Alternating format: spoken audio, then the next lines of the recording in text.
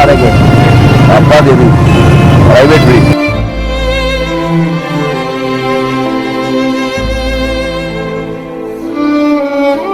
सुई भी नहीं लगी, गल गया सारा वजूद।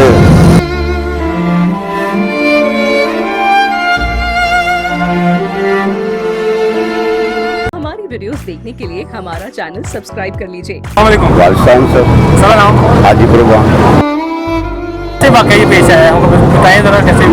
हादसा होया EB4 ਦੇ ਵਿੱਚ ਵੀ ਬਿਜਲੀ ਆਇਆਂ ਦੀ गलती की वजह तो बाहरों आया मैं सदिया तो अपना मकान की तमीर करके बिजली लग गई।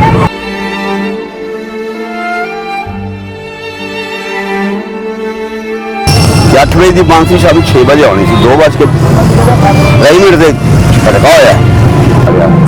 कोई घर अपने पाउडर लाता है, कोई बड़ा लाता है, कोई खड़ा लाते हैं, तो बत्ती तो शाम में होनी।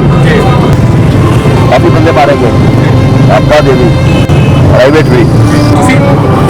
तारा ਨੂੰ ਹੱਥ ਲਾਇਆ ਜੀ ਉਹਦਾ ਪੈ ਬੈਠਾ ਆਪਾਂ ਇਹਦਾ ਪਾਈਪ ਤਾਰਾ ਲੱਗਾ ਸਾਰਾ ਉਹ ਕਿਤੇ ਉਹਨਾਂ ਨੇ ਆਪਣੀ ਸੁਈ ਵੀ ਨਹੀਂ ਲੱਗੀ, ਗਲ ਗਿਆ ਸਾਰਾ ਵਜੂਦ। ਤੇ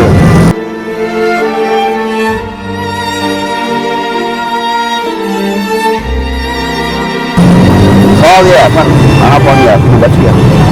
ਉਸ ਤੋਂ ਬਾਅਦ ਫਿਰ ਮੈਂ ਮੰਜੀ ਤੋਂ ਉੱਠਿਆ, ਫਿਰ ਮੇਰੀ ਟੈਨਸ਼ਨ ਤੇ ਕੀ ਬਣ ਗਿਆ। ਐਸੇ ਟੈਨਸ਼ਨ ਦੇ ਵਿੱਚ ਵਾਲਦਾ ਵੀ ਫੌਤ ਹੋ ਗਈ, ਵਾਲਦ ਸਾਹਿਬ ਵੀ ਫੌਤ ਹੋ ਗਏ। ਬੜੀ ਜਿਹੀ ਪਰੇਸ਼ਾਨੀ ਆਈ, ਬੜਾ ਔਖਾ ਫਿਰ ਸੰਭਾਲਿਆ ਆਪਣੇ ਆਪ ਨੂੰ।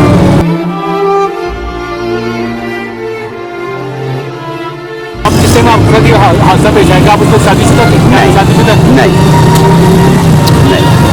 बाद में की बाद में जो पहली मैं शादी की थी, उस तो 5 बच्चे हुए, 3 बेटे थे 2 बेटे।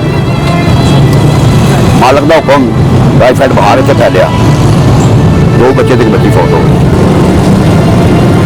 फिर दोबारा शादी की थी, ऐसे 5 बेटियों से एक बेटा है।